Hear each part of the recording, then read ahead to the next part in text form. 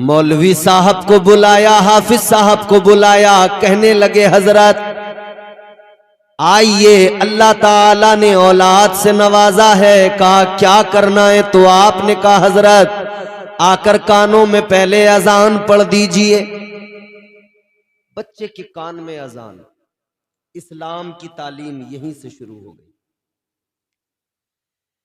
ताजदार Medina वाली कायनात मुस्तफा जाने रहमत के प्यारे दीवानों गौर करो, अभी दुनिया में आया है, दुनिया में अल्लाह ने अभी एक बच्चे को भेजा है, अभी उसने आंखें खोली हैं, लेकिन सबसे पहले उसके कान में अजान पढ़कर उसे मिजाज दिया गया, उसे फिक्र दी गई, बताया गया है दुनिया में आने वाले तुझे तेरे बारे में बाद में बताया जाएगा, है दुनिया में आने वाले तुझे तेरी शनाख्त बाद में कराई जाएगी, ऐ दुनिया में आने वाले तुझे तेरी पहचान बाद में कराई जाएगी। तू दुनिया में आया है, तू किस मजहब के अंदर आया है, तेरे मजहब की क्वालिटी ये है, तेरा मजहब तेरी पहचान बाद में बताएगा, मगर तेरे रब की पहचान तुझे पहले कराई जाएगी,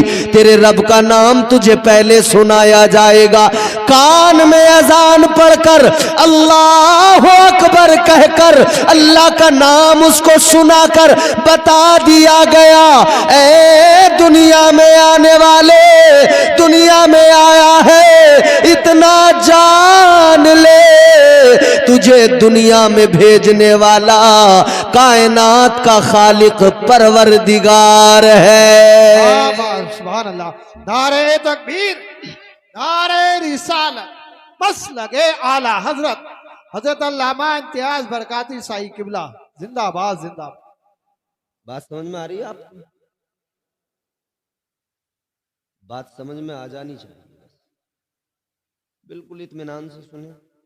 मेरा मिजाज है, मैं चाहता हूं कि मैं भी ज्यादा चीखना चिल्लाना ना करूं और आप भी इत्मीनान से कोई ना कोई पैगाम लेकर जाए। अब गौर फरमाइए, आने वाला दुनिया में आ गया, सबसे पहले उसको अल्लाह की पहचान कराई जा रही है, रब का नाम सुनाया जा रहा है।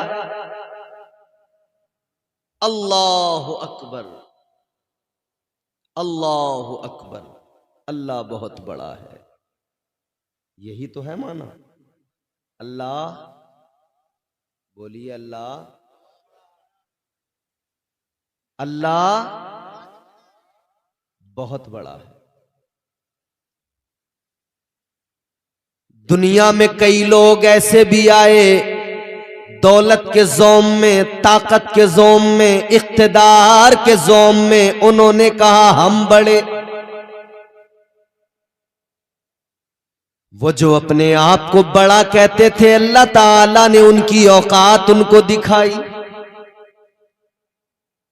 दुनिया में एक बादशाह गुजरा, नाम उसका नमरूद।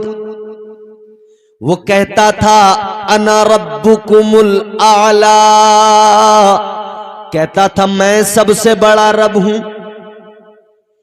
एक बादशाह ताकत की बुनियाद पर, दौलत की बुनियाद पर कहता था मैं सबसे बड़ा, मैं सबसे बड़ा। अल्लाह ताला ने उसे उसकी औकात दिखाई और समझा दिया तू बड़ा नहीं, बड़ा तो परवरदिगार है, सबसे ताकत वाला तो परवरदिगार है, सुपर पावर तो परवरदिगार है। अल्लाह ताला ने बता दिया देख तू अपने आप को बड़ा कहता है मगर तू कितना छोटा है, रब तुझे बता रहा है तुझे खत्म करने के लिए किसी बड़े की जरूरत नहीं पड़ेगी। अल्लाह ने सबसे छोटी मखलूक मच्छर को भेज दिया, अल्लाह ने औकात बता दी। अपने आप को बड़ा कहने वाले जब तू अल्लाह की बनाई मखलूक में एक छोटे से मच्छर का मुकाबला नहीं कर सकता तो तेरी औकात नहीं है कि तू कायनात के मालिक परवरदिगार का, अल्लाह का मुकाबला कर सके। कर सकता है कोई मुकाबला अल्लाह का? नहीं कर सकता। वो हमारा मालिक है, वो हमारा परवरदिगार है।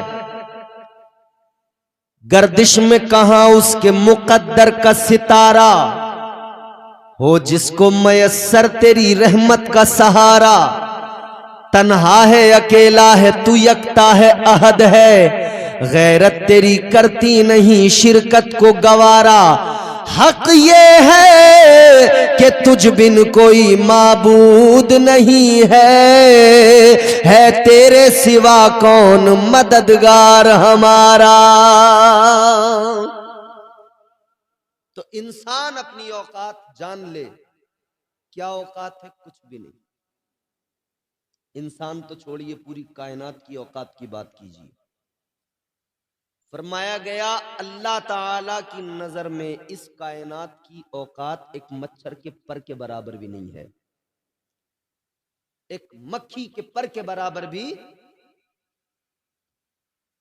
फरमाया कि अगर अल्लाह ताला की नजर में इस दुनिया की औकात, जिस दुनिया के लिए हम मर रहे हैं, कट रहे हैं, लड़ रहे हैं, झगड़ रहे हैं, बुरा हाल है, अगर अल्लाह ताला की नजर में इस दुनिया की औकात एक मच्छर के पर के बराबर भी होती ना, तो इस दुनिया में सिर्फ और सिर्फ अल्लाह का नाम लेने वाले लोग होते, सिर्फ अल्लाह की इबादत करने वाले लोग होते, कोई नहीं होता उसके अलावा।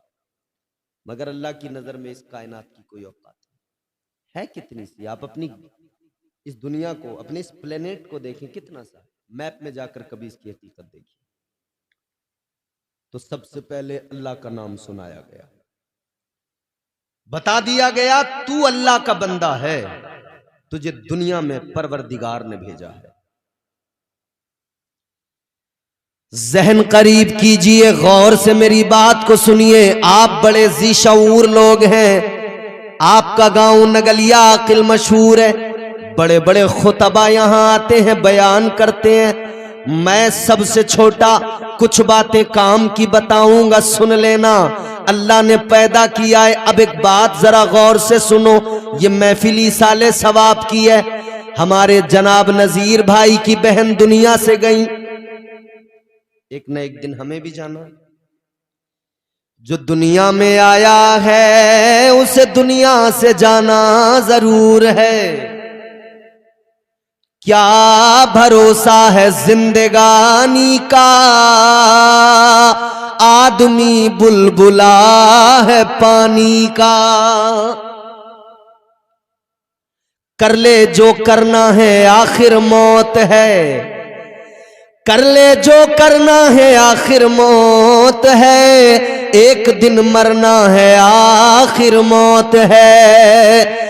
ए दुनिया में आने वाले, तू दुनिया में आ गया, तेरे कान में अजान तो हो गई, मगर याद रखना मिजाज ये भी दिया जा रहा है, अजान होने के बाद में फिर जमात होती है, और जमात और अजान के दरमियान एक थोड़ा सा वक्फा होता है। वो 15 मिनट 20 मिनट का भी हो सकता है, वो आधा घंटे का भी हो सकता है। मिजाज दिया गया, ए दुनिया में आने वाले, अजान के बाद में जिस तरह नमाज के लिए वक्फा होता है, इसी तरह तेरे कान में अजान से लेकर तेरी जमात तक एक थोड़ा सा वक्फा है। उसी का नाम जिंदगी है, उसी का नाम जिंदगी है। इस वक्फे के अंदर जो तुझे करना है कर ले। अजान हो गई मगर तैयार रहना, जमात का वक्त करीब है, वो वक्त दूर नहीं। तू मैयत की शक्ल में एक चारपाई, एक मसहरी पे लेटा होगा, तेरे मैयत को आगे रखकर लोग जमात कायम करेंगे, नमाजे जनाजा पढ़ेंगे। ये वक्फा है छोटा सा। अच्छा, जब अजान हो जाती है जनाब, और जमात तक का जो वक्त रहता है, आपने सुन्नत पढ़ ली, मान लीजिए आप जोहर की नमाज में गए, फजर की नमाज में गए, फजर में पहुंचे, आपने पहले 2 सुन्नत पढ़ ली। अब 15 मिनट का 20 मिनट का जो वक्फा था, आप उस वक्फे में क्या करते हैं? मस्जिद में बैठकर आप उस वक्फे में क्रिकेट खेलते हैं, वॉलीबॉल खेलते हैं, फुटबॉल खेलते हैं, बैडमिंटन खेलते हैं, क्या करते हैं उतनी देर में? कोई तस्बीह पढ़ने में लगा है, कोई अल्लाह का जिक्र करने में लगा है, कोई कुरान की तिलावत करने में लगा है। अरे कितने बड़े नादान हैं हम। हर रोज मस्जिद में जाकर सबक सीखते हैं कि अजान से लेकर जमात तक जो काम है वो जिक्र व अस्कार का, तिलावत का काम है।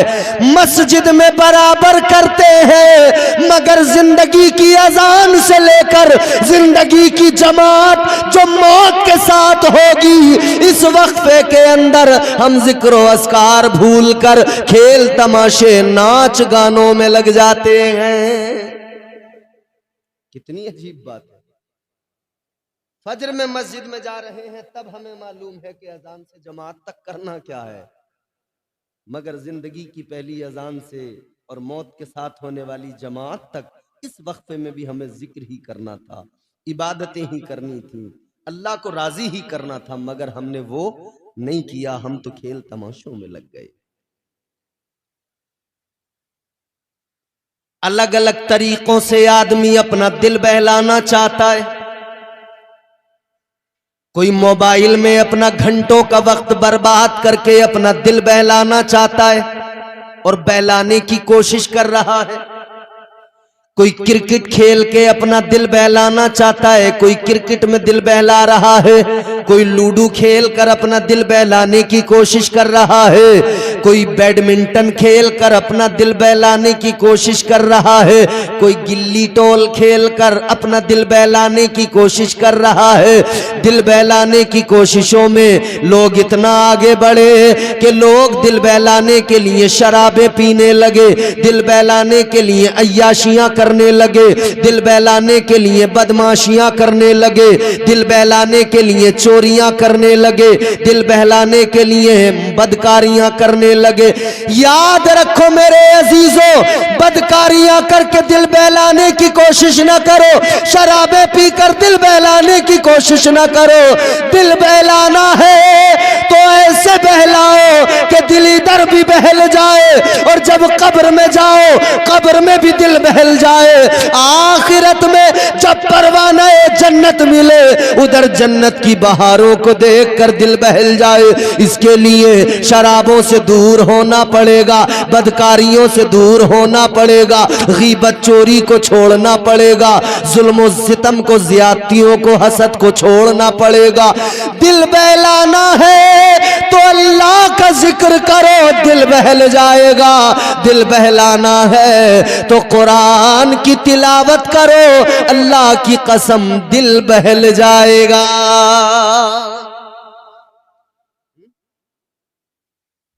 मगर अजीब बात है ना, दिल बहलाने के लोग अलग अलग तरीके ढूंढ रहे।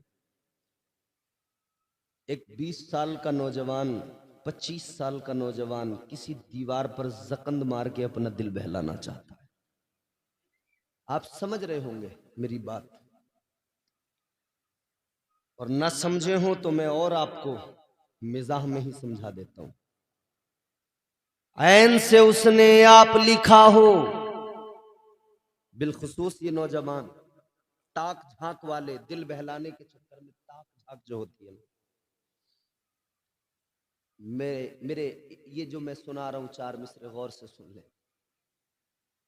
ऐन से उसने आप लिखा हो, ऐसा भी हो सकता है, पढ़ा लिखा वो शख्स गधा हो, ऐसा भी हो सकता है। ऐसा लग रहा है कि आप बहुत ज्यादा थक चुके हैं, अब आपका सुनने का मूड है नहीं। माशाअल्लाह। हाँ, 2 ही बातें हो सकती हैं, या तो फिर आप परेशान हैं, या तो फिर आप ज्यादा ही डूब गए हैं। अल्लाह खैर फरमाए, कहीं कहीं बोल भी जाया करें ताकि मुझे भी डर न लगे। क्या कई बार ना बोलने में खतरा यह भी हो जाता है कि ये गुस्से में तो नहीं बैठा है, समझ रहे हैं।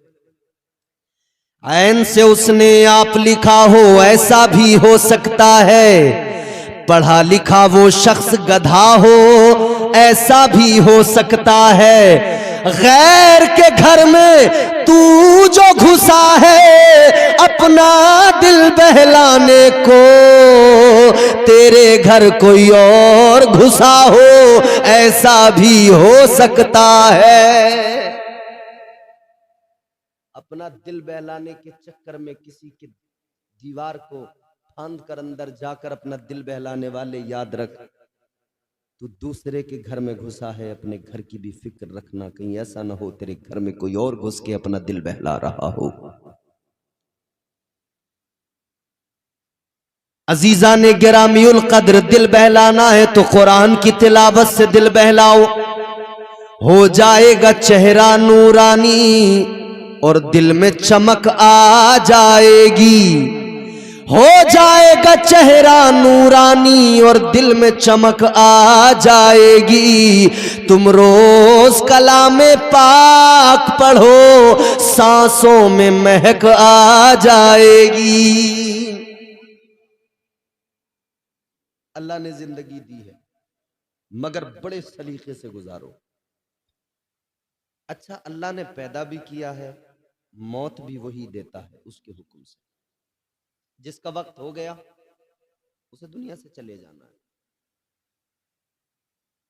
हमारे दिल के अंदर बड़ी ख्वाहिशें होती हैं, वो जिसका इंतकाल हो गया है, कहीं भी किसी भी जगह पर कोई भी शख्स जो दुनिया से जाता है, उसके दिल में भी बड़ी ख्वाहिशें थी, मैं दुनिया में ऐसा करूं, वैसा करूं, ये करूं, वो करूं।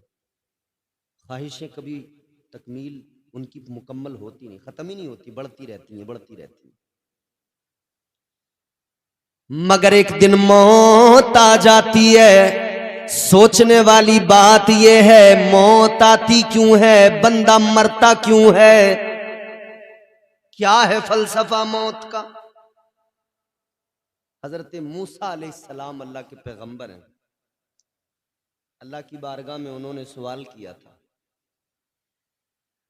अल्लाह के जलीलुल कद्र पैगंबर जनाबे हजरत मूसा अलैहिस्सलाम ने परवरदिगार की बारगाह में अर्ज किया, ऐ मेरे मौला, ऐ रब्बे लम यज़ल व ला यज़ाल, ऐ परवरदिगार तू जिंदगी देता है मगर फिर मार भी देता है, मौत भी दे देता है, तो या अल्लाह किस लिए पैदा करता है, क्यों मार देता है। या अल्लाह जब पैदा करता है तो मार क्यों देता है, मौत क्यों दे देता है। अल्लाह ताला ने हजरत मूसा अलैहिस्सलाम से फरमाया, ऐ मूसा एक काम करो, खेती करो, खेती गेहूं की खेती करो।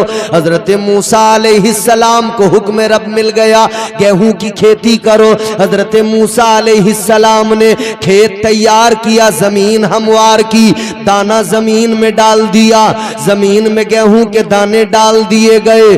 अब उसका ख्याल रख रहे हैं, उस दाने से एक छोटा सा पौधा निकल के आया, वो पौधा धीरे धीरे बड़ा होने लगा। हजरत मूसा अलैहिस्सलाम पानी भी देते हैं, ख्याल भी रखते हैं, वो पौधा धीरे धीरे बड़ा हुआ, लहलहाने लगा, फिर वो हवाओं की सरगम पे नाचने लगा, और बड़ा हुआ, अपने शबाब को पहुंच गया, और बड़ा हुआ, उस पर बालियां आ गई, और बड़े हुए वो पौधे। उन बालियों में फिर क्या हुआ, अल्लाह ने दाना डाल दिया, बालियों के अंदर दाना, एक दाने में एक दरख्त निकला, एक पौधा निकला, लेकिन उस पर अल्लाह ने कई बालियां लगाई, एक एक बाली के अंदर कई कई दाने आए। अजीजाने गिरामीउल कद्र गौर से सुनो मेरी बात, बालियों में दाने आ गए, फसल बिल्कुल तैयार हो गई, फसल बिल्कुल पक गई। हजरत मूसा अलैहिस्सलाम ने अब फसल को काट लिया, गेहूं काट लिए, काटने के बाद में गेहूं अलग कर दिया, भूसा अलग कर दिया।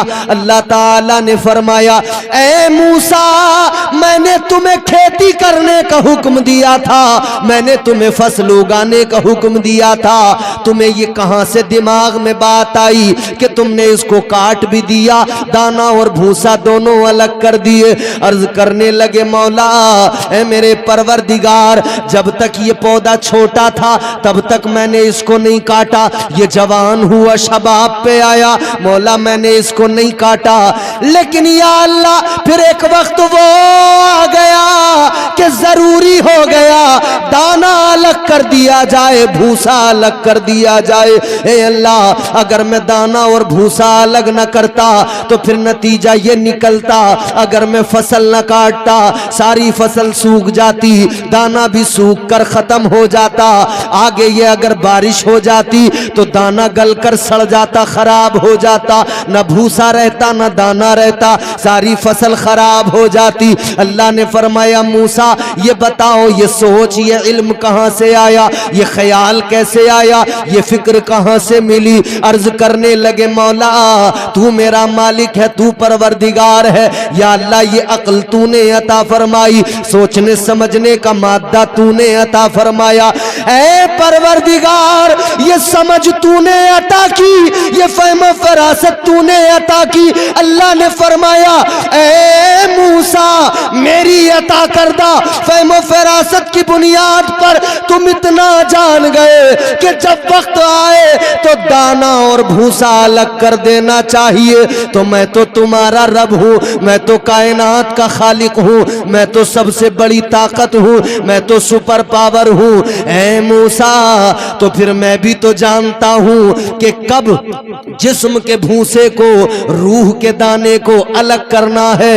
वक्त आता है मूसा, मैं जिनको दुनिया में भेजता हूं वो अपने शबाब को पहुंचते हैं, लेकिन मूसा फिर वक्त आता है मैं जिस्म को रूह से अलग कर देता हूं। जिस्म मिट्टी का है, मिट्टी के अंदर दबा दिया जाता है, वो भूसा ही बन जाता है, मिट्टी में मिलकर मिट्टी बन जाता है।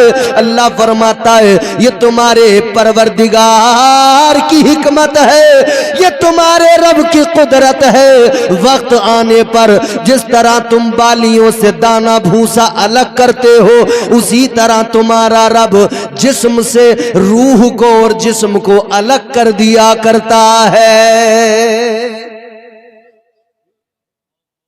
एक वक्त है, मगर जब तक ये जिस्म और जान एक साथ है, ये अलग नहीं हुए हैं, तब तक हमारी जिम्मेदारी है कि हमारा मजहब, हमारा दीन हमें जो सिखा रहा है वो सीखें, जिस पर अमल करने का हुक्म दिया जा रहा है उस पर अमल करें। मुख्तसर है जिंदगी करीने से गुजारो, जिंदगी इतने करीने से गुजारी जाए, जिंदगी इतने सलीके से गुजारी जाए। भाई मुख्तसर सी जिंदगी है, बहुत होशियार रहना है। जिंदगी इतने सलीके से गुजारी जाए, जैसे चादर कोई कांटों से उतारी जाए। मुख्तसर सी जिंदगी है, सलीके से गुजारो। हजरत मूसा अलैहिस्सलाम जलीलुल कद्र पैगंबर है, जिंदगी में मगन रहने वाले लोगों को सबक हासिल करना चाहिए। एक दिन मरना है, और ये मरना इतना आसान नहीं होता। ऐसा नहीं है कि साहब 1 मिनट में बस काम खत्म हो जाएगा, मर जाएंगे। हमारे यहाँ हम बोलते हैं ऐसा कि साहब अभी सांसें चल रही थी, बस पानी हमने जरा सा मुंह में डाला है, एक बार तो 1 चम्मच पानी पी लिया, दोबारा डाला तो पानी न पी सके, इंतकाल हो गया। होता है ना? यानी इंसान देखो ना यार, कितना इतराता है, कितना अकड़ता है, जबकि ये जानता है एक दिन अंजाम यही होगा कि अपने हाथ से पानी भी नहीं पी सकूंगा। एक दिन अंजाम ये होगा कि आज जिस जवानी पे मैं नाश करता हूँ, इतराता हूँ, एक दिन वो होगा अपने पैरों पे सलीके से चल भी नहीं पाऊंगा। फिर मुझे सहारा दे दे कर लोग चलाएंगे, फिर मुझे सहारों की जरूरत पड़ेगी। इतना सब जानकर भी आदमी कितना बड़ा अनजान है। अक्ल है, सोच समझ फिक्र अल्लाह ने समझ दी है, अक्ल दी है, समझने का मादा अता किया है। मगर वो किसी बुजुर्ग ने, किसी अल्लाह वाले ने कहा ना, इंसान अगर अल्लाह की दी हुई अक्ल का सही इस्तेमाल कर ले तो इससे बड़ा दानिश्वर कोई नहीं, और अगर ये बददिमाग बन बैठे तो फिर इससे बड़ा बेवकूफ भी कोई नहीं।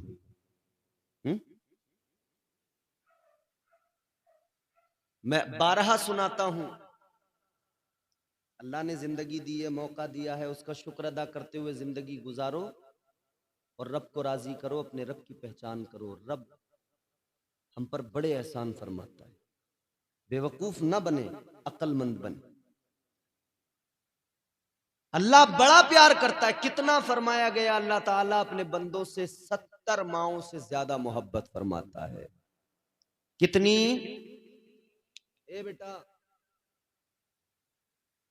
अपनी अम्मा से मोहब्बत करते हो? तुम्हारी अम्मा तुमसे ज्यादा तुमसे मोहब्बत करती है। इतनी करती हैं कि तुम उसका हक अदा नहीं कर सकते। मगर जितनी तुम्हारी अम्मा, हमारी माएँ हमसे मोहब्बत करती हैं ना, ये क्या, ऐसी 70 माओं की मोहब्बत मेरा परवरदिगार अपने बंदे से फरमाता है। एक अल्लाह वाले, एक पीर दरवेश, सच्चे बुजुर्ग, कोई उनकी बारगाह में कोई मुरीद बैठा था, उनका सच्चा मुरीद, सच्चा पीर, सच्चा मुरीद। आजकल तो पीर भी जाली, मुरीद भी जाली। पीर भी एक नंबर का मक्खार, मुरीद उससे बड़ा मक्खार। पीरों की हालत ये है, इमाम साहब क़िबला, सच्चे पीर बड़े सोच समझ के चुना करें अपने पीर को, मुर्शिद को। आजकल जाली, नकली, फर्जी, डालडा माल बहुत है मार्केट में।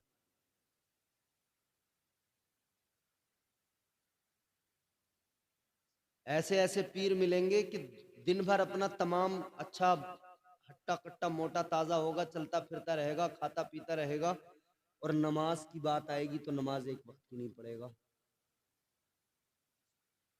ऐसे पीर जो होते हैं ना, उनकी पीरी पे पैर रखने की जरूरत है।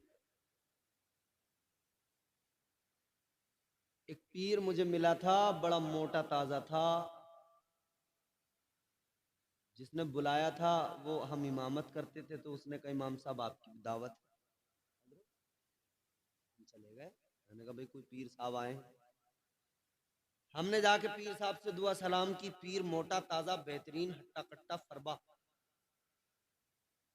मुरीद ने बकरा बनाया और पीर बकरे को ऐसा खा रहा था जैसा बकरा घास को खाता है। समझ रहे हो?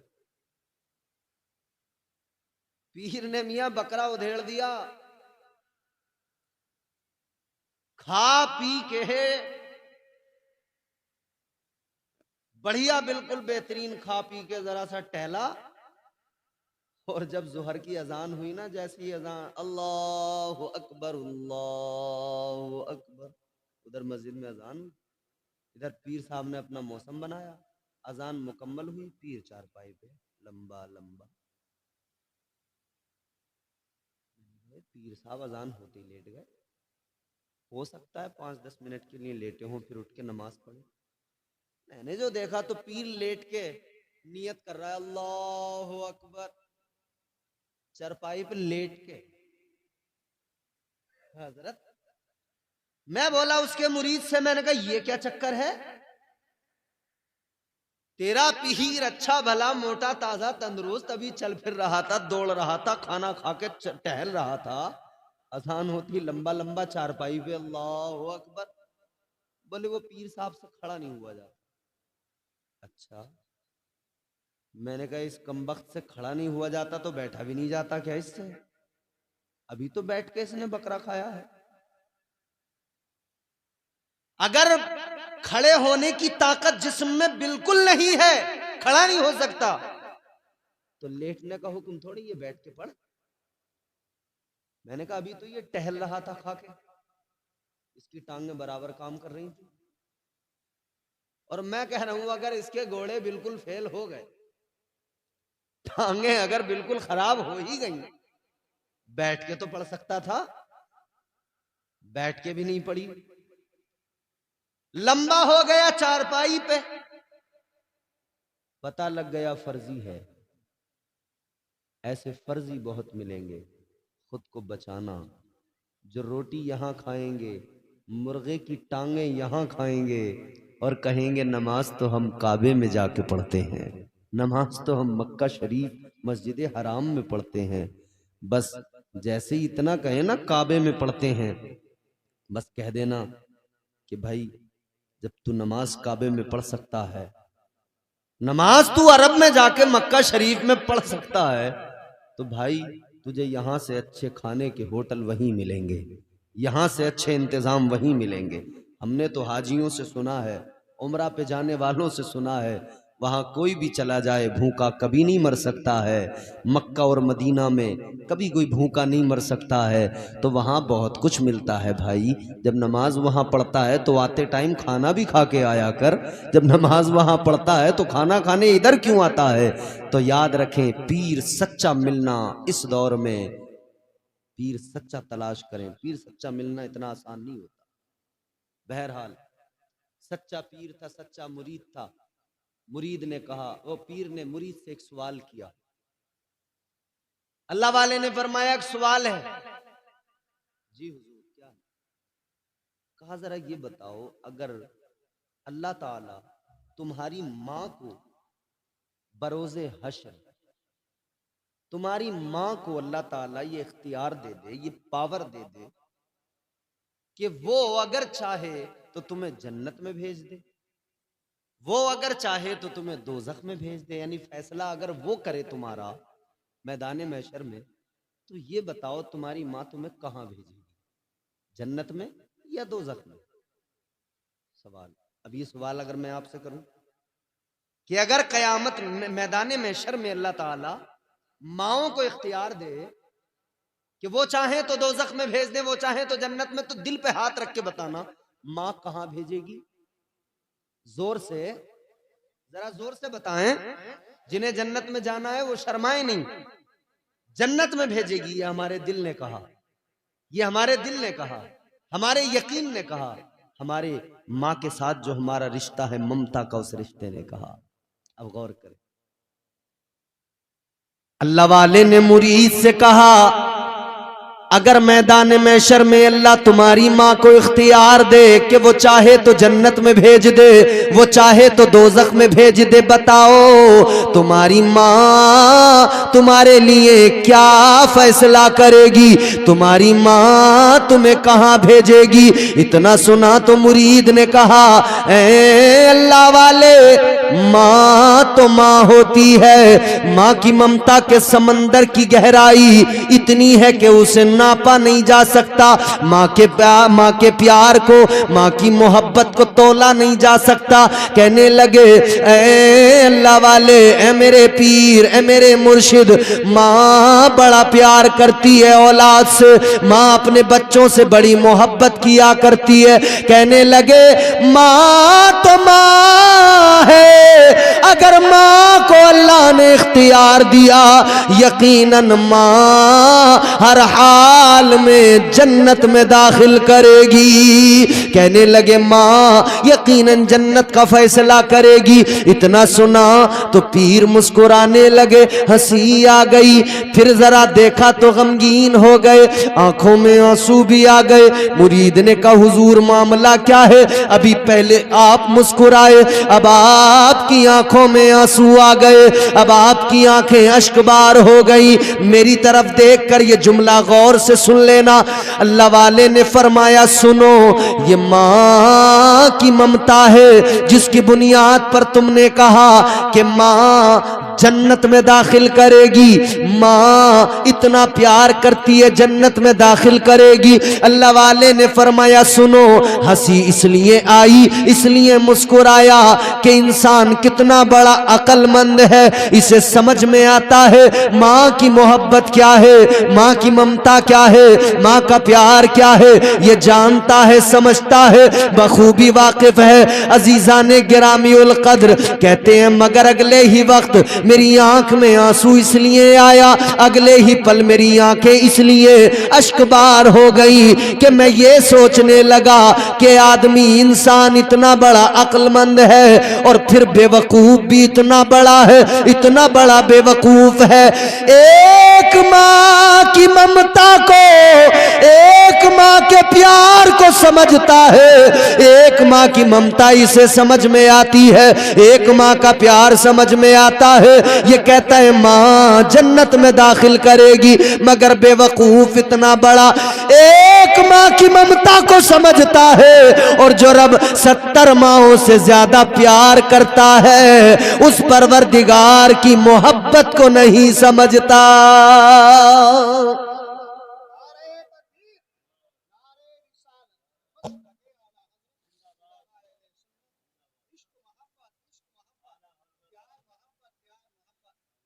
एक माँ की मोहब्बत को बंदा समझ रहा है, उस पर एतमाद है, भरोसा है कि मेरी माँ मुझे जन्नत में भेजेगी।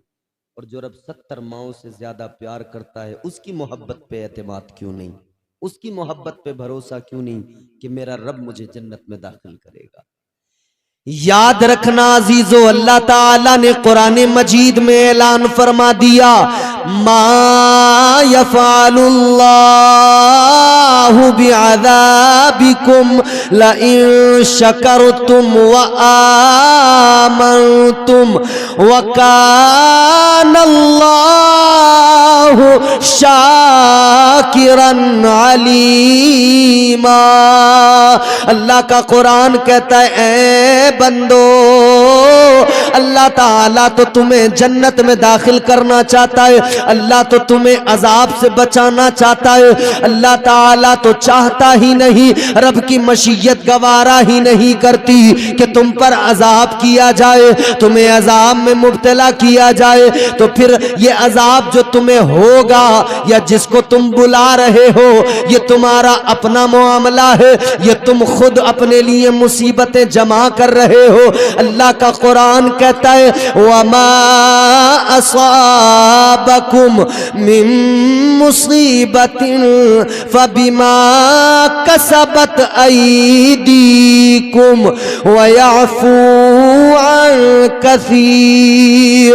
अल्लाह ताला का कुरान कहता है, ये जो तुम पर मुसीबतें आती है ये वो है जो तुमने अपने हाथों से कमाया है। तुम खुद अपने लिए मुसीबतें तैयार करते हो, तुम खुद अपने लिए मुसीबतें जमा करते हो। अल्लाह ताला की मोहब्बत को समझ लो और जिंदगी करीने से, कायदे से, सलीके से गुजार लो तो अल्लाह की मोहब्बत का ये आलम है। परवरदिगार तो अपने बंदों को जन्नत में दाखिल करना चाहता है, अपने आप को जरा संवारने की जरूरत है। याद रखना, दुनिया भी संवर जाएगी, आखिरत भी संवर जाएगी, कब्र भी जन्नत का बाग बन जाएगी।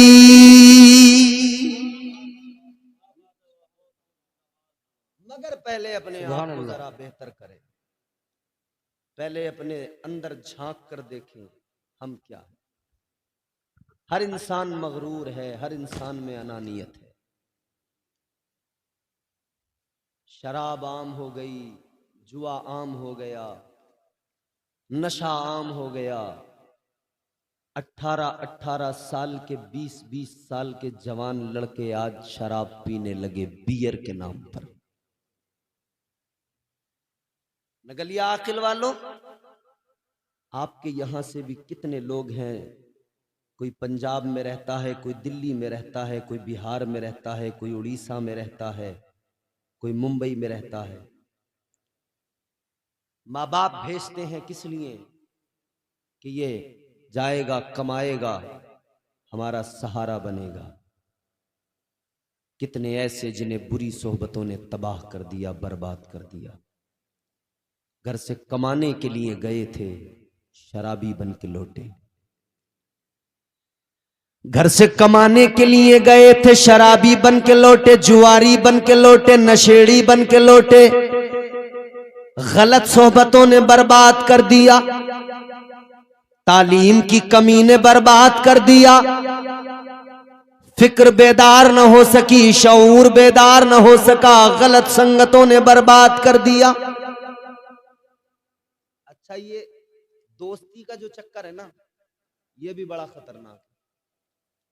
25 साल तक ये दोस्त पीछा नहीं छोड़ते।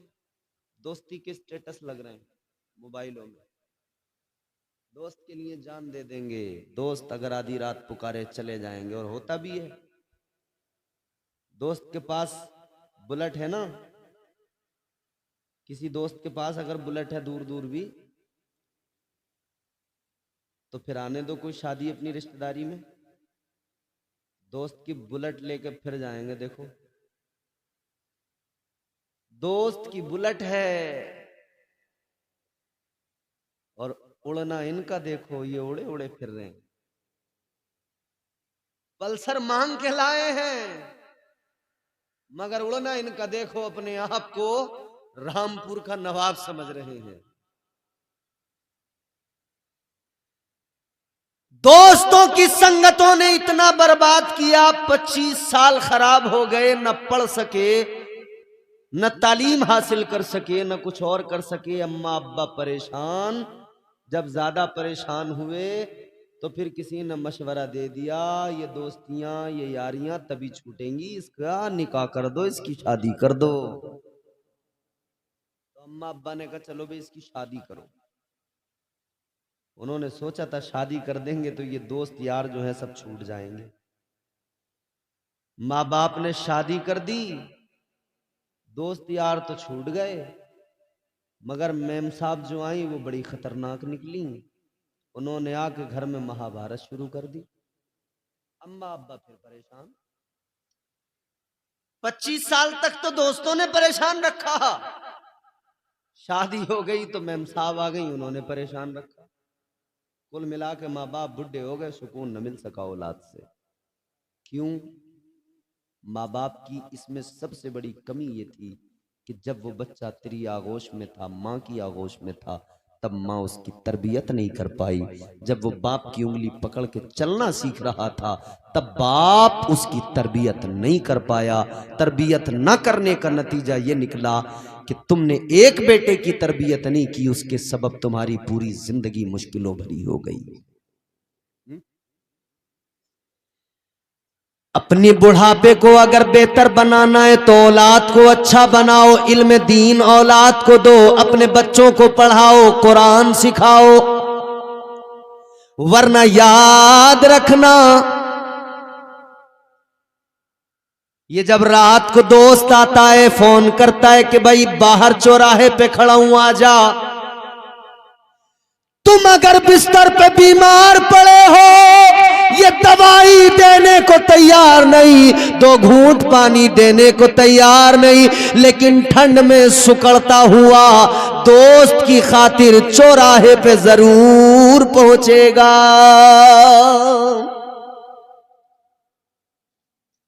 ये दोस्तियां, ये संगतें, इन्होंने किसी को शराबी बनाया, किसी को कबाबी बनाया। अब आप कहोगे कि साहब दोस्ती करनी नहीं चाहिए। हाँ करनी चाहिए, मैं मना कब करता हूं, नहीं करनी चाहिए। दोस्ती करनी चाहिए, मगर किससे, ये बात काबिले गौर है। लुच्चे लफंगों से कभी दोस्ती न करना, लफंडरों से कभी यारी न करना, नाचने गाने वालों से, म्यूजिक पे थिरकने वालों से कभी ये दोस्ती न करना, यारी न करना। ऐ मेरे प्यारो, अगर तुम्हें दोस्ती करने का शौक है, अगर तुम्हें दोस्ती करने में ज्यादा इंटरेस्ट और लगाव है, तो अपनी मस्जिद के इमाम से दोस्ती कर लो, अपनी बस्ती के हाफिज़े कुरान से दोस्ती कर लो। ये दोस्ती जो तुम इमाम से करोगे, आलिम से करोगे, हाफिज से करोगे, कारी से करोगे, ये दोस्ती इतनी काम की होगी, जब भी तुम अपने दोस्त के पास यानी हाफिज़े कुरान के पास आके बैठोगे, वो तुम्हें कभी ना कभी कुरान की तिलावत करता मिलेगा, वो तुम्हें कुरान की आयतें सुनाएगा। तुम किसी आलिम से दोस्ती करोगे, वो तुम्हें अल्लाह के नबी की हदीसें सुनाएगा, वो तुम्हें कुरान की आयतों के मफहूम सुनाएगा। ए दोस्ती करने वालों, उलमा से दोस्ती करो। उलमा की दोस्ती तुम्हारी दुनिया को बेहतर बनाएगी, तुम्हें आखिरत की तैयारियां सिखाएगी। तो अक्लमंद आदमी वो होता है जो अपने दोस्त को सोच समझ कर चुने और ऐसा दोस्त चुने जो उसके काम आए, जो उसे फायदे की बात बताए। कौन बताएगा फायदे की बात?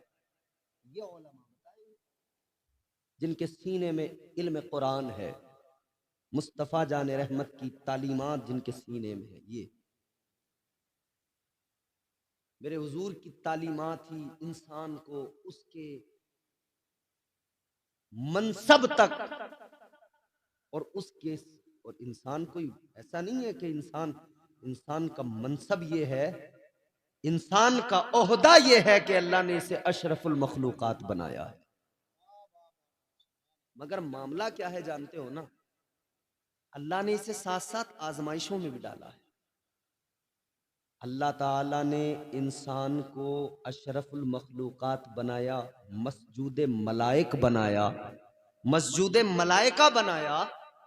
मगर इसकी आजमाइश ये कि आजमाइशों में अल्लाह ने देखो कैसे डाला, दुनिया में भेजा ना तो अल्लाह ने नफ्स साथ रखा, शैतान भी बहकाने के लिए लगा हुआ है।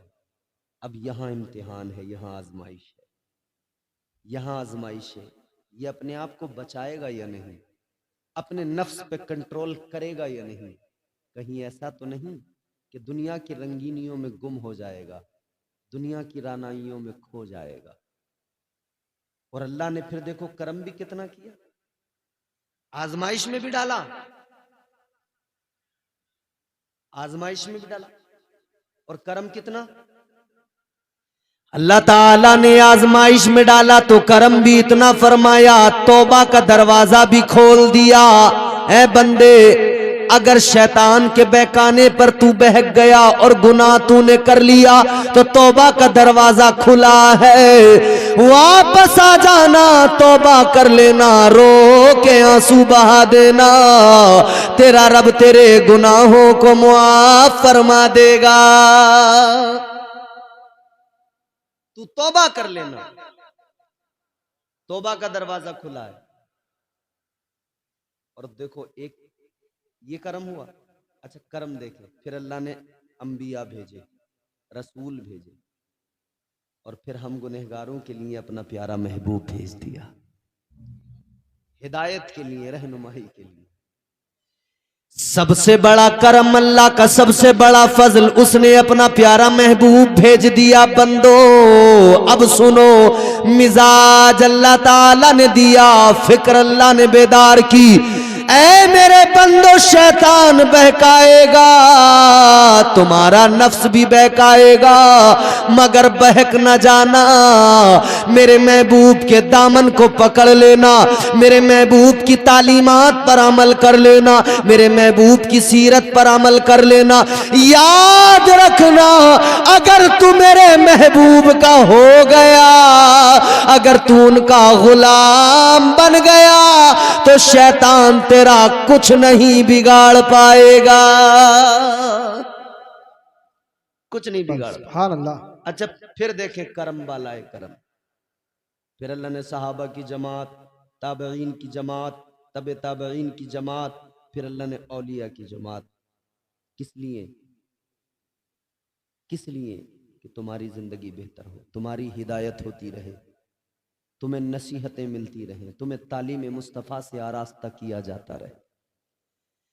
अल्लाह ताला का फजल देखो, अल्लाह ताला ने प्यारा मजहब इस्लाम यानी प्यारा दीन अता फरमाया, अपना पसंद किया हुआ। बहुत काम के जुमले हैं, सुन लें। परवरदिगारे आलम ने अपना पसंदीदा दीन अता फरमाया, मगर अल्लाह ताला आलिमुल गैब व शहादा, सब जानने वाला। परवरदिगार को मालूम था शैतान बहकाएगा, ईमान पे डांका डालेगा, नफ्स बहकाएगा, और कई छोटे मोटे शैतान और इधर दुनिया में टहलते फिरेंगे, बर्तन उठा के वो भी बहकाएंगे। ईमान पे डाका डालने की कोशिश करेंगे।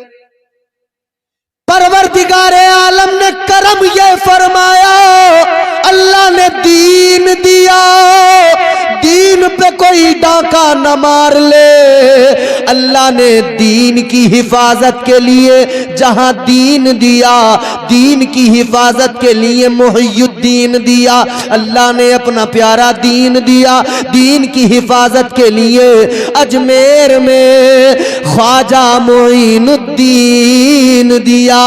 अल्लाह ने दीन दिया, दीन की हिफाजत के लिए कुतुबुद्दीन दिया। अल्लाह ने दीन दिया, दीन की हिफाजत के लिए निजामुद्दीन दिया। अल्लाह ने दीन दिया, कोई हमारे दीन पे डाका न मार ले। अल्लाह ने ताजुद्दीन दिया, फरीदुद्दीन दिया, कोई हमारे दीनो ईमान पे डाका न मार ले। अल्लाह ने इसीलिए अलाउद्दीन दिया।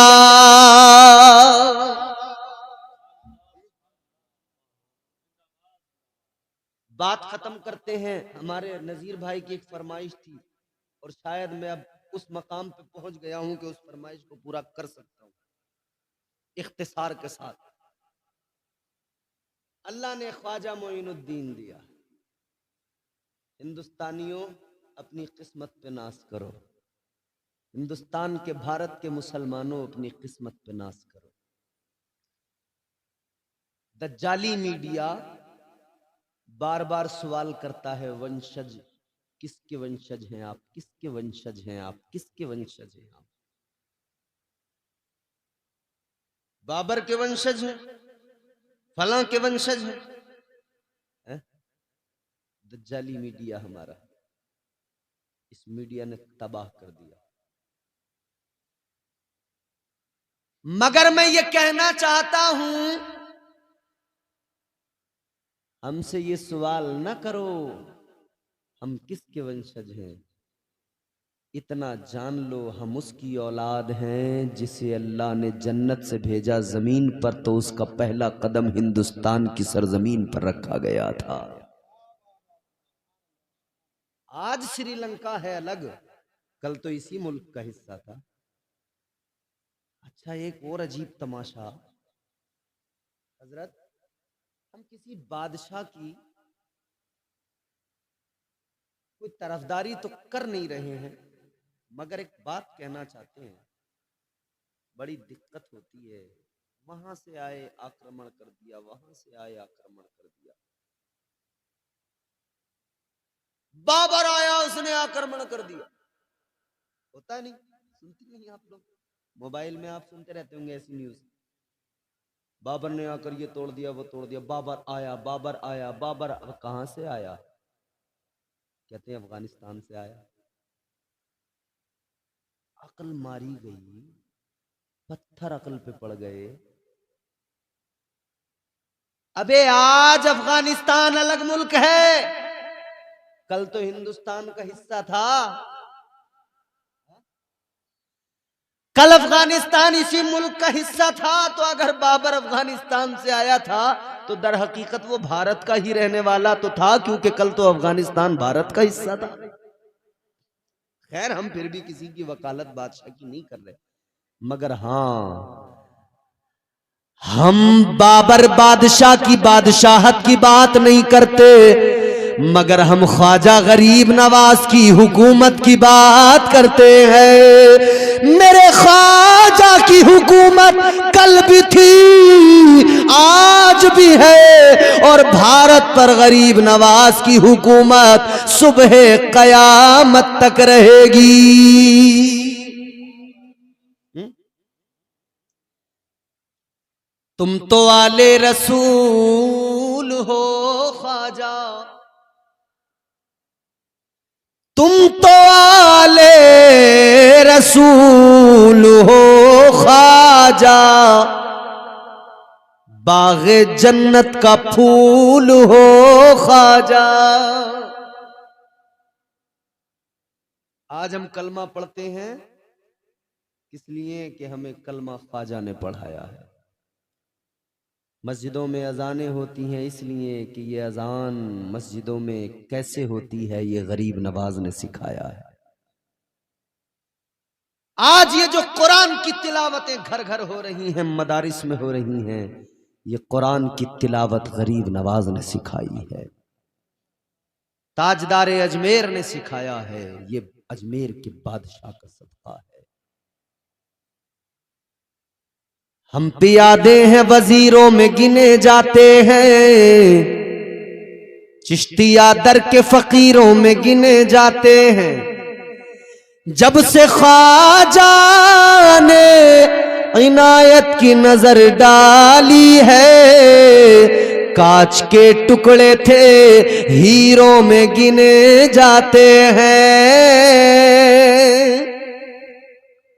वो गरीब नवाज के हिंदुस्तान में इस्लाम का परचम लहराया, इस्लाम फैलाया, कलमा लोगों को पढ़ाया, आका का गुलाम बनाया। अल्लाह की कसम, वो गरीब नवाज, वो ताजदारे अजमेर, अल्लाह ने वो शान अता की, वो इज्जत, वो मकाम अता किया कि भेजा मेरे मुस्तफा ने चुनकर, ए मोइनुद्दीन हिंदुस्तान जाओ। भेजने वाले मुस्तफा, आने वाले गरीब नवाज। तो जब आका ने भेजा हो और इस ये कहकर भेजा हो कि जाओ भारत के लोगों को कलमा पढ़ाओ, भारत वालों अपनी किस्मतों पर नाज करो। आका को हम सब की इतनी फिक्र थी कि हुजूर ने हमें जहन्नम से बचाने के लिए अजमेर का राजा बनाकर, भारत का राजा बनाकर गरीब नवाज सरकार को भेज दिया। फिर मेरे गरीब नवाज सरकार ने तबलीग की। क्या अंदाज था तबलीग, इस्लाम की तालीमात को हम किया। अंदाज क्या था? आपने देखा यहां जो भी है वो बस अपने हाथों से बनाए हुए पत्थर के सनम, आज वो देखिए भगवान बने बैठे हैं। जिसे देखिए वो मंदिरों के रास्ते पर है, जिसे देखिए वो पूजा कर रहा है। कैसे इनको समझाएं, कैसे बताएं? एक मौका आया और इतना प्यारा आया कि उसने बहुतों को कलमा पढ़ा दिया। उस मौके की वजह से गरीब नवाज, कौन सा मौका आया? वो मौका कौन सा आया? एक बहुत बड़े पंडित जी थे, बहुत इज्जत थी, बहुत बड़े पुजारी थे, बड़ा सम्मान करते थे लोग उनका, बड़ा सम्मान था, बड़ी इज्जत थी, बड़ा नाम था, बड़ा रुतबा था, बड़े पुजारी थे। लोग जहां देख लेते थे हाथ बांध के खड़े हो जाते थे, झुक झुक के प्रणाम किया करते थे। लोग जहां देखते थे इज्जत करते थे। और उनको एक बेटी भी थी, और बेटी भी उनकी बड़ी खूबसूरत, और उन्हें अपनी बेटी से बड़ा प्यार। और हर इंसान को अपनी बेटी से मोहब्बत होती, बाप को बिलखुसूस। ये रोजाना सुबह को लोटा लेते, मंदिर जाते, दूध लेके जाते, मंदिर से आते, आना जाना चलता था। बेटी एक दिन बोली, अब्बा आप जाते हो, एक दिन हम भी जाकर देखें, हम भी चले जाएं। बाप ने कहा जाओ। बेटी ने दूध का लोटा लिया, पहुंच गई। क्या करने? दूध लेकर पहुंची। पता नहीं था कि इसका करना क्या है, ये समझी कि शायद पिलाते होंगे। पहुंच गई मेरे अजीजों मंदिर के अंदर। इसने जो है अपनी पूजा शुरू की। वो दूध का लोटा अपने भगवान के आगे किया, पत्थर की मूर्ति के आगे किया, कहा पी ले, पी ले। मेरा बाबा रोज लेके आता है, आज मैं लेके आई हूं, ले मेरे भगवान पी ले। मगर पत्थर में कैसे हरकत आए, कैसे पिए, ये बड़ी परेशान है। मेरा बाबा आता है तो रोज ये लोटा खाली वापस लेके जाता है। इसे पता नहीं था कि करता क्या है, ये समझती थी पिला के जाता है, इसे पता नहीं था वो चढ़ा के जाता है। अजीजा ने गिरामीउल कद्र गौर फरमाइए, इसने कहा पी ले, एक बार, दो बार, तीन बार कहा। जब कोई हरकत नहीं हुई तो कहने लगी शायद तुम मुझसे नाराज हो। ए मेरे माबूद, तुम मुझसे नाराज है, अगर तू मुझसे नाराज है तो मैं तुझे राजी करके जाऊंगी, दूध पिला के जाऊंगी। नहीं पिएगा तो तेरे चरणों में अपना सर पटक के जान दे दूंगी। इसने अपना सर उस पत्थर की मूर्ति पे, उसके पैरों पे पटकना शुरू किया। इसने सर पत्थर पे मारा, एक बार मारा, दूसरी बार मारा। ये सर पत्थर पे मार रही है लड़की कि इसके सर से खून निकलने लगा। मगर इसने तीसरी बार जो सर पत्थर पे मारा, एक हाथ पत्थर के और उसके सर के दरमियान हाइल हो गया। वो नर्म नाजुक हाथ, वो शफकत वाला हाथ, वो बरकत वाला हाथ दरमियान में हाइल हुआ। इसने सर उठा के देखा, एक बुजुर्ग खड़े हैं, एक दरवेश खड़े हैं, एक फकीर खड़ा है। कहने लगी ए दरवेश बुजुर्ग, क्यों आपने अपना हाथ रख लिया? मुझे सर पटकने दो, आज या तो दूध पिएगा मेरा माबूद या मैं अपनी जान दे दूंगी। अल्लाह वाले ने फरमाया ये जिसका हाथ था ये कोई मामूली शख्सियत नहीं, गरीब नवाज थे। सरकारे गरीब नवाज ने फरमाया तेरी प्रॉब्लम क्या है, मसला क्या है? कहने लगी दूध पिलाना है। ख्वाजा ने फरमाया उसके लिए जान देने की जरूरत क्या, अल्लाह ने जिंदगी दी है, कीमती है, उसका शुक्र अदा कर और जान न दे। अगर दूध ही पिलाना है तो कोई मसला नहीं, पिला दे, पिला दे, इसके आगे रख दे। दूध आगे करके ख्वाजा गरीब नवाज ने फरमाया ए पत्थर की मूर्ति, चल ये दूध उठा और जल्दी पी ले। फरमान गरीब नवाज का था, मशीयत का, परवरदिगार ने अपने वली का, ये जो वली ने कह दिया उस पत्थर की मूर्ति से, अल्लाह ने उसको यूं पूरा किया कि उस पत्थर की मूर्ति में जान डाल दी, उसमें हरकत पैदा हुई। पत्थर की मूर्ति ने दूध का लोटा उठाया और जल्दी मुंह से लगाया, सारा दूध पी लिया।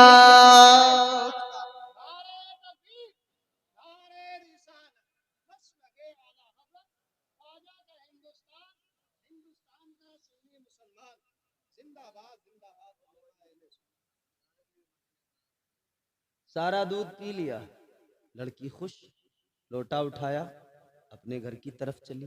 गरीब नवाज भी अपना रास्ता पकड़ के चले, लेकिन सर से खून तो निकल चुका था। रास्ते में लोगों ने देखा सबसे बड़े पुजारी की बेटी सर से खून बह रहा है और जा रही है घर की तरफ। तो फिर कयास लगाने लगे, सोचा कि शायद इसके साथ कुछ बुरा हुआ है। फिर लोगों ने अपने कयास लगाए, शायद इसे किसी ने पकड़ लिया, शायद इसके साथ किसी ने कुछ गलत किया, शायद ये, शायद वो, शायद ये, शायद वो। ये इतना कयास लगाया लोगों ने, 1 से 2, 2 से 4, 4 से 6, ये भीड़ बनती गई। उसके पीछे पीछे उसके दरवाजे तक पहुंच गई। इधर लड़की घर के अंदर पहुंची, उधर ये लोग भी उसके साथ पहुंचे। पुजारी जी को बुलाया, कहा पुजारी जी जरा अपनी बेटी से पूछो हुआ क्या है, किसी ने इसके साथ कुछ न कुछ बुरा किया है, जरूर इसकी इज्जत पे हाथ किसी ने डाला है। पुजारी जी ने इतना सुना तो जिस्म कांप गया। बाप के लिए ये कितना सख्त मरहला होता है। जिस्म में कपकपी आ गई। बेटी से बोले बेटी ये जो लोग कह रहे हैं मामला क्या है, क्या तुझ पर किसी ने कोई तेरे साथ ज्यादती की? कहने लगी नहीं बाबा, मेरे साथ तो किसी ने कोई ज्यादती नहीं की। कहा फिर ये सर से खून क्यों बह रहा है, ये आखिर माजरा क्या है? इसने फिर किस्सा सुनाया। कहने लगी बाबा मामला ये है, मैं दूध पिलाने के चक्कर में अपने माबूद को उसके चरणों में अपना सर पटक रही थी, इसलिए खून निकला है। तो कहा फिर मैं दूध पिला कर आई हूं। लोगों ने इतना सुना, कहा अब तो बिल्कुल बात साफ हो गई, यकीनन कुछ न कुछ गलत हुआ है, यकीनन इसकी इज्जत के साथ खिलवाड़ हुआ है, क्योंकि ये जो कह रही है कि दूध पिला के आई हूं, हमारी इतनी उम्रें हो गई, हम भी रोज जाते हैं, कभी किसी पत्थर के माबूद ने दूध नहीं पिया है। अब तो बात इज्जत पे बनाई। बाप परेशान है, इज्जत है, वकार है, मगर एक लम्हे में इज्जत खतरे में पड़ गई। जब बेटी ने सारा मामला समझा तो फिर उसकी आंखों में आंसू आए, अपने बाप से कहने लगी, ए बाबा गलत न समझो, आपकी बेटी अभी भी उतनी ही पाकीज़ा है जितनी पाकीज़ा गई थी, ऐसा कोई मामला नहीं। तो कहा तू जो ये बात करती है कि दूध पिलाया है, ये कैसे हो सकता है? पत्थर तो कभी दूध नहीं पीते। कहा मैंने तो